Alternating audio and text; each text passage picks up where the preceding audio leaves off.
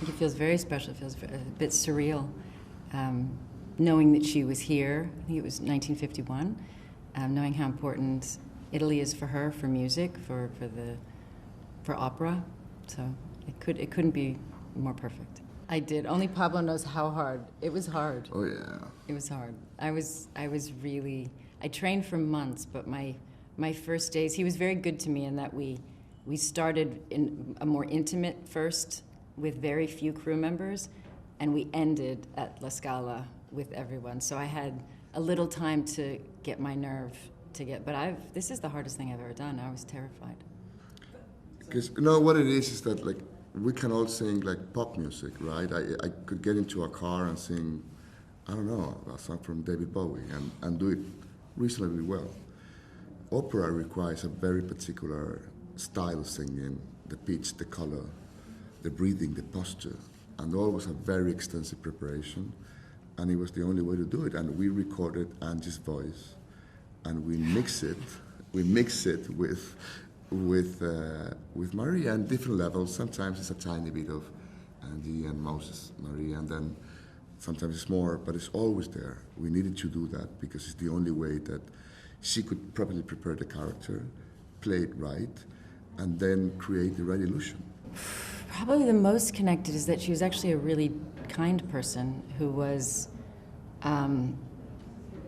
I think she's perceived one way, and I think her soul and her heart are very different than what her perception was. And I think that's where I maybe connected to her the most. We're actually more fragile. I mean, when we need to fight, we fight for ourselves or for those we love or for our art. But I think deep down there's a fragility that I identified with and a loneliness.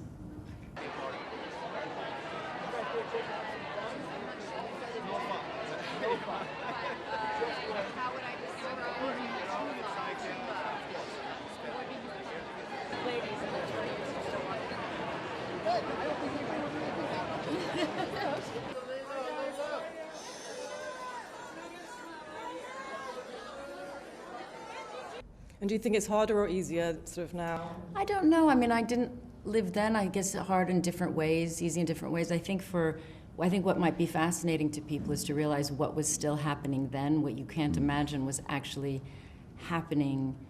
The different things she went through, or the lies about her, the attacks on her that I think we sometimes think of as modern. But all of it was there and present. She was celebrated as one of the most wonderful artists, and she also had food thrown at her and insulted and lied about. So I don't know. She must have felt very alone. What I think I connected first, because there's such a myth about her and there's so many images of her, when I put her big glasses on and her Greek hair, and I sat in my little robe as an older lady, I felt a her that felt like the private her that the world didn't know, and I connected to her first, and kind of loved her, and then I think I had to figure out how to.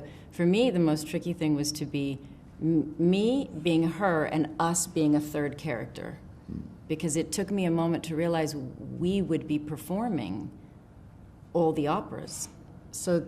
And she was a great actress, so there was these. So I think it was when somehow we were side by side performing a third thing. I felt her as an artist. I felt her as an actress. I would watch her choices as an artist. I would watch how she held herself, and I felt like she was teaching me how to perform.